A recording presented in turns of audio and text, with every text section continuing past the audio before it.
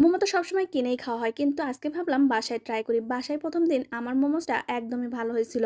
আসলে মানুষ চেষ্টা করলে সবকিছুই পারে। বাইরে থেকে কিনে খেতে গেলে তো অনেক বেশি টাকা লাগে। তাই ভাবলাম বাসায় ট্রাই করি। আর এটা স্বাস্থ্যসম্মত হবে। হ্যালো বন্ধুরা, আসসালামু আলাইকুম। কেমন আছেন সবাই?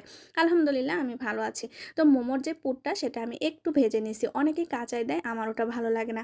আর মোমোতে আমি যে গোলাপটা ব্যবহার করছি, মানে গোলাপ ফুলটা ডিজাইনটা করছি সেটা আমার কাছে খুবই ভাল লাগছে। একটা সাদাই রাখছি আর ২ টা একটু কালারফুল করছি। আর সবগুলো অন্য ডিজাইন করছি। আপনারা দেখতেই পাচ্ছেন আমার পাতার মোমোটাও কিন্তু অনেক বেশি ভালো হয়েছে। তবে গোলাপেরটা বেস্ট।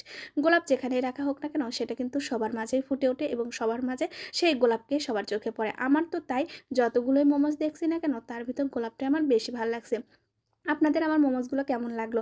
আমি কিন্তু অনেকগুলা প্রায় ৪০-৫০ টা মোমোস বানাইছি। কারণ আমি এগুলো কিছু ফ্রোজেন করে রাখবো। কারণ বাইরে থেকে যখন ফ্রোজেন মোমো, রেডি মোমো কিনে নিয়ে আসি, সেগুলো প্রায় ১০ টা ৳২৫০ করে নেয়। এজন্য ভাবলাম কিছু আমি ফ্রোজেন করে রাখি। আর এর ভিতর ডিমের মেয়োনেজ বানাইছি আর ধনেপাতার চাটনি। ডিমের মেয়োনেজের মধ্যে ডিম, গুঁড়া দুধ, কাঁচামরিচ, রসুন আর সস দিছি।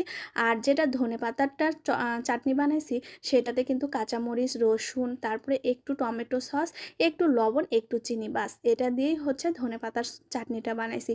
না, আপনার ডিমের যে মেয়োনিজটা এটা এত বেশি মজা ছিল। আর এর সঙ্গে এই ধনেপাতার চাটনিটাও অনেক বেশি মজা ছিল। আর মোমোস দিয়ে এই আ চাটনি আর মেয়োনিজ দিয়ে খেতে অনেক বেশি মজা লাগে। তো আপনারাও বাসায় ট্রাই করবেন, অনেক বেশি মজা লাগবে। আল্লাহ হাফেজ। মোমো তো সবসময় কিনেই খাওয়া হয়। কিন্তু আজকে ভাবলাম বাসায় ট্রাই করি। বাসায় ১ম দিন আমার মোমোসটা একদমই ভালো হয়েছিল। আসলে মানুষ চেষ্টা করলে সবকিছুই পারে। বাইরে থেকে কিনে খেতে গেলে তো অনেক বেশি টাকা লাগে। তাই ভাবলাম বাসায় ট্রাই করি। আর এটা স্বাস্থ্যসম্মত হবে। হ্যালো বন্ধুরা, আসসালামু আলাইকুম। কেমন আছেন সবাই? আলহামদুলিল্লাহ আমি ভালো আছি। তো মোমোর যে পুরটা সেটা আমি একটু ভেজে নিছি। অনেকেই কাঁচাই দেয়, আমার ওটা ভালো লাগে না। আর মোমোতে আমি যে গোলাপটা ব্যবহার করছি, মানে গোলাপ ফুলটা ডিজাইনটা করছি সেটা আমার কাছে খুবই ভাল লাগছে। একটা সাদাই রাখছি আর ২ টা একটু কালারফুল করছি। আর সবগুলো অন্য ডিজাইন করছি। আপনারা দেখতেই পাচ্ছেন আমার পাতার মোমোটাও কিন্তু অনেক বেশি ভালো হয়েছে। তবে গোলাপেরটা বেস্ট। গোলাপ যেখানেই রাখা হোক না কেন সেটা কিন্তু সবার মাঝেই ফুটে ওঠে এবং সবার মাঝে সেই গোলাপকেই সবার চোখে পড়ে। আমার তো তাই, যতগুলোই মোমোস দেখছি না কেন তার ভিতর গোলাপটা আমার বেশি ভাল লাগছে। আপনাদের আমার মোমোসগুলো কেমন লাগলো?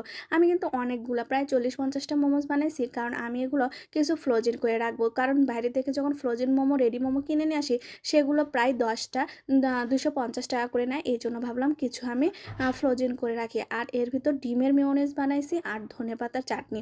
ডিমের মেয়োনেজের মধ্যে ডিম, গুঁড়া দুধ, কাঁচামরিচ, রসুন আর সস দিছি। আর যেটা ধনেপাতারটা চাটনি বানাইছি, সেটাতে কিন্তু কাঁচামরিচ, রসুন, তারপরে একটু টমেটো সস, একটু লবণ, একটু চিনি, বাস এটা দিয়েই হচ্ছে ধনেপাতার চাটনিটা বানাইছি।